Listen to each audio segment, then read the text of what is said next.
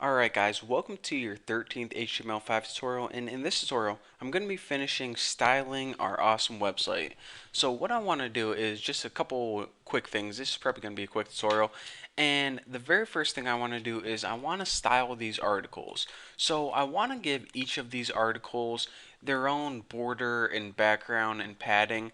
So in order to do that, I need to go ahead and style this crap right here.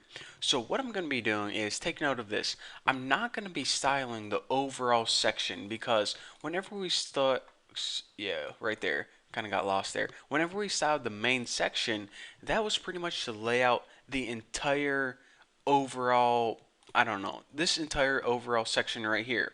However, I want to style each individual article. So in order to do that, if we look at our HTML file, we have these individual article tags, so that's where we're going to be styling.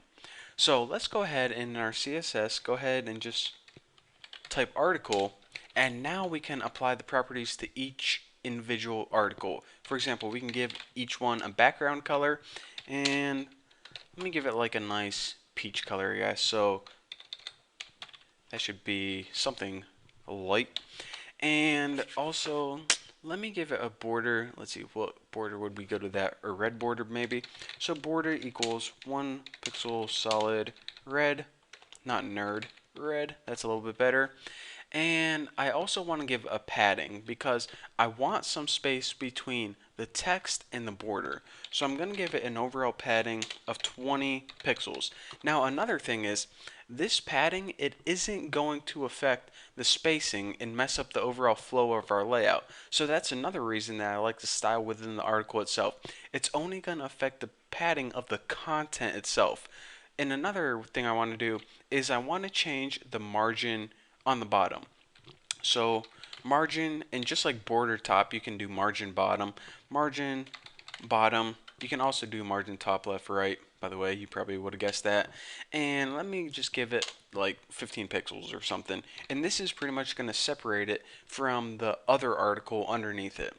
So now, if I go ahead and refresh this, and refresh it, I can see that each of my articles now has a nice peach background, a red border, and that margin 15, this is what that is right here. It pretty much gives it some spacing between each article, and if we were to put another one under this, then there would be a margin as well. So the only other thing I want to adjust is this, my little signature written by Bucky Roberts.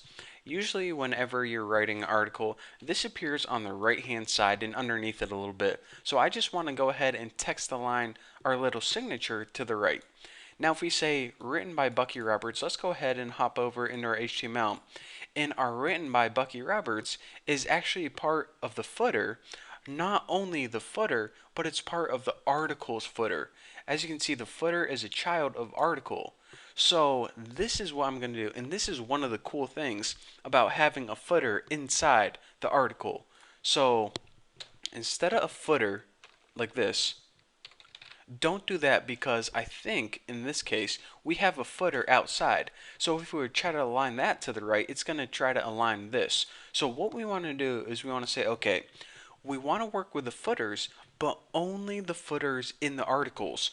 So if you go ahead and hit article footer, that's going to only apply the style to the footers in the articles.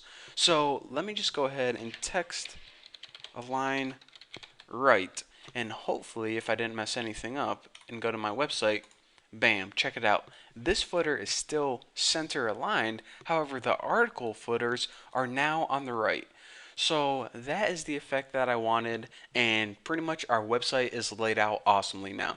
And again, I want to mention this before you guys think that I'm just a terrible web designer, because I am, but in the case that these colors are really awfully, they don't flow at all. Whenever you're making a website, then you typically want all the colors to be similar, not the same, but kind of in the same, I don't know, kind of like, I don't know what word I'm going for, kind of like similar color scheme.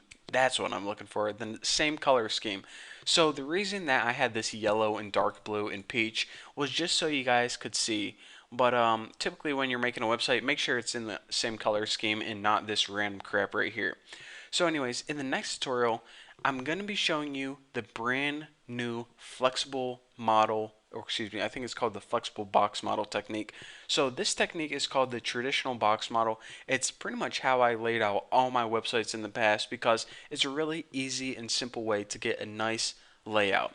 However, HTML5 and CSS3 came up with this new thing called flexible box model, and they're actually still incorporating it into browsers right now. So we need to add some little tricks before we start working with it. But I'm going to be talking about all that in the next tutorial.